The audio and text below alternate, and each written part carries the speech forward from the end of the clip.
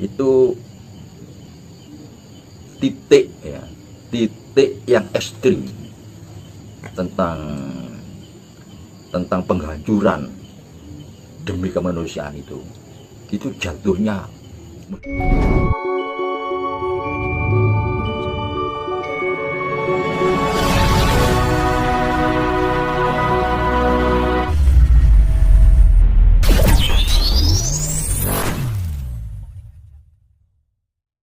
Goro-goro sebagaimana yang diyakini oleh beberapa pensepuh di Pulau Jawa ini. Tapi sebelum sampai ke situ, supaya tepat sasaran dalam kita berbicara tentang goro-goro yang dikaitkan dengan meletus Gunung Semeru itu, kami tarik ke belakang, jauh ke belakang. Jadi dalam ungkapan saya yang terakhir ya tentang Jawa Jawimoto siji, jadi kelak akan kembalinya Sabtu Palon kalau ada Ratu Tanah Jawa sing Jawa Jawimoto siji, kan begitu yang terakhir saya sampaikan. Di sini kenapa kok seperti itu? Jadi sering saya katakan bahwa perubahan peradaban yang paling ekstrim ya dari manusia ini, beralihnya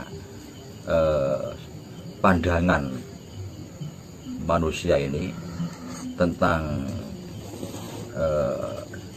doktrin kosmogoni, doktrin kosmologi, jadi tentang sentral kehidupan ini pada alam, atas berubah menjadi ditarik ke nilai-nilai kemanusiaan yang disebut dengan humanisme itu.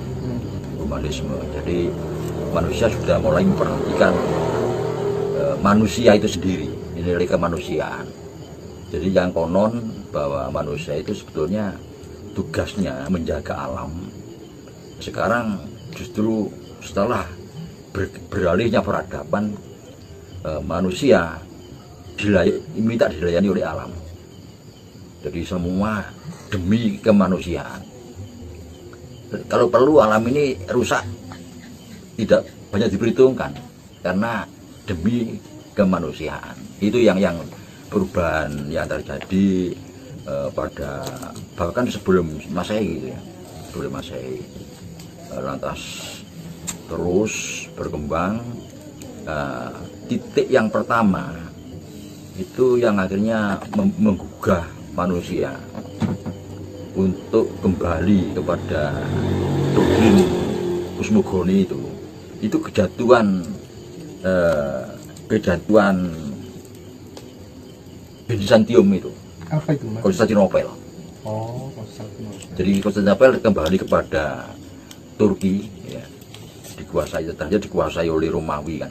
Romawi, lantas akhirnya jatuh Konstantinopel, Bizantium itu, yang akhirnya menjadi ibu kota Turki, Istanbul itu kan titik pemikiran dari para ilmuwan waktu itu, sehingga kok bisa yang konon bangsa-bangsa di belahan bumi bagian barat itu kiblatnya kepada alam, lantas berubah kepada nilai-nilai kemanusiaan yang agak sedikit mengabaikan tentang kelestarian alam.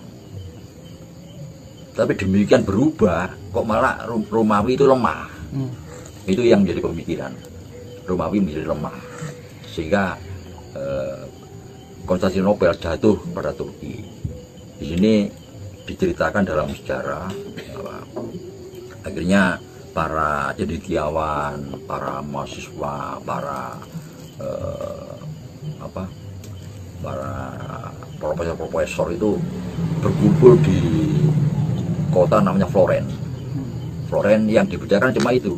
Kenapa kita menjadi lemah setelah kita tidak lagi memuja alam? Jadi memuja dewa-dewa itu kan diartikan memuja alam. Atau memuja alam itu oleh orang sekarang diartikan memuja dewa-dewa, memuja gunung, memuja laut, memuja pohon besar, dan memuja danau, kan itu yang dikuasai oleh dewa-dewa. Nah, sekarang ini pengertian memuja alam, pengertian memuja itu sudah berubah, dianggap menyembah alam. Berarti memuja sama menyembah sesuatu yang berbeda. Mestinya berbeda. Ya. Jadi manusia pada saat disebut konsentrasinya kepada pelestarian alam. Ini oleh orang sekarang diartikan menyembah kepada alam.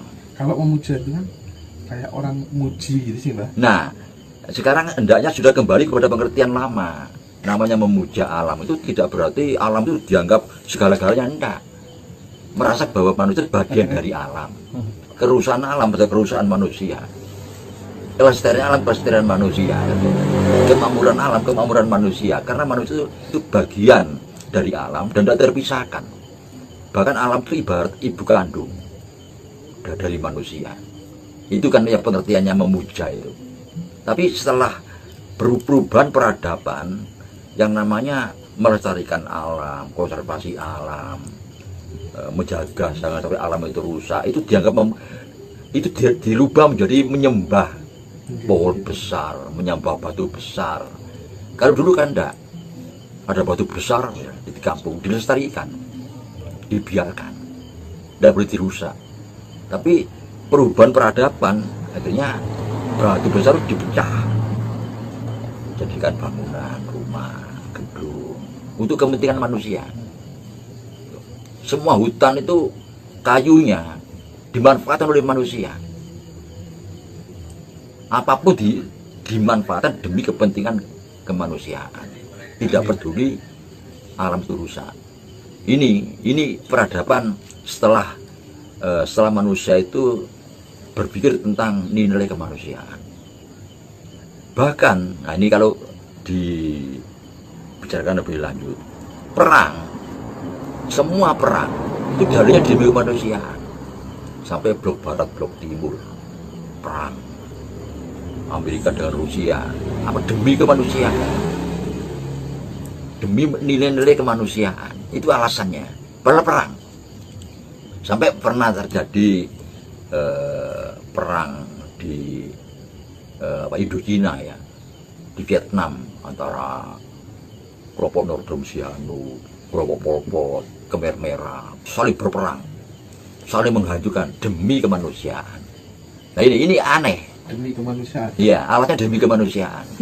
Jadi semuanya kalau sudah demi kemanusiaan, demi manusia, sepertinya alam itu bisa dirusak. Semua pohon harus untuk kepentingan manusia, untuk membuat rumah, membuat apa saja, peralatan. Batu juga begitu. Sebesar apapun harus dihancurkan untuk membangun bangunan untuk kepentingan manusia. Jadi kebablasan. Jadi mengangkat nilai kemanusiaan yang dicanangkan pada masa itu terus berlangsung sampai sekarang. Tidak peduli, tidak ada kesempatan bagi alam ini untuk kepentingannya sendiri. Itu alam tidak diperhatikan. Ini yang terjadi. Nah, tapi kesadaran waktu jatuhnya Konstantinopel ini kan karena mereka melirik ke belakang. Zaman Romawi kuno, Yunani kuno, bangunan Kolosium di mana-mana, terus menara Pisa, zaman Babilonia. Loh kok dulu hebat sekali leluhur kita itu kan gitu. Kok sekarang menjadi seperti ini? Nah, mereka sadar mau kembali pada alam lagi. Tapi perkembangan dan demikian tetap dia demi kemanusiaan. Nah, sampai pada abad pertengahan timbul zaman masa disebut dengan abad penjelajahan. Abad penjelajahan terus sampai berkembang kepada abad reformasi ya, terus sampai terjadinya revolusi industri. Nah, ini sudah lupa. Nah, revolusi industri ini melahirkan berbagai macam paham, mulai kapitalisme, imperialisme, kolonialisme, neokolonialisme, komunisme. Ini semua anak kandung revolusi industri.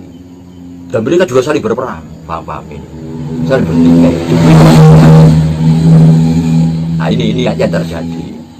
Nah ini kalau boleh diakui, kalau diakui ya, itu titik yang ekstrim tentang penghancuran demi kemanusiaan itu jatuhnya Mojopahit. Ini diakui atau tidak diakui, titik kulminasinya itu jadi Mojopahit itu, di mana mereka bergerak demi kemanusiaan. Berarti kita dianggap bukan manusia lagi. Tandanya apa? Nah, apa merebut apa yang ada di negeri kita, merampok semua yang ada di negeri kita demi kehidupan mereka. Mereka kita juga manusia sebetulnya, tapi dengan dalih demi kemanusiaan kita dihancurkan. Nah sekarang contoh ya, kembali kepada tadi janji Sabdo Palon. Di situ semua para bini sepuh, ahli-ahli kejawen, ahli-ahli Jawa itu menerangkan bahwa pada masa akhir Mojopahit itu ada perjanjian antara Sabdo Palon dan Sabdo Palonoyo Genggong ini dengan Syekh Subakir, kan begitu. Nah Syekh Subakir ini siapa? Ternyata Syekh Subakir ini utusan dari Turki, kan? Yang difahami oleh para sesepuh, utusan dari Turki pada zaman kekhalifahan Sultan Muhammad pertama itu, Sultan Muhammad. Ini yang dikirim ke sini. Lantas pertanyaannya, pada saat terjadi dialog antara Sabdo Palon dan Subakir, bahasa Eropa di mana posisinya? Ini pertanyaannya. Padahal waktu itu sama-sama masuk. Dari Turki Utsmani masuk, dari bahasa Eropa masuk, Portugis, Spanyol, Inggris, Belanda masuk. Lantas di mana posisi mereka pada saat terjadi perjanjian? Katakanlah perjanjian yang diungkap sebagai janji Sabdo Palon ini merupakan satu perjanjian antara para elit tentang masa depan dari bangsa ini. Cuma akhirnya dibeberkan ya secara mitos. Tapi kan mitologi. itu khusus Nusantara kan ya? Iya. Perjanjian itu.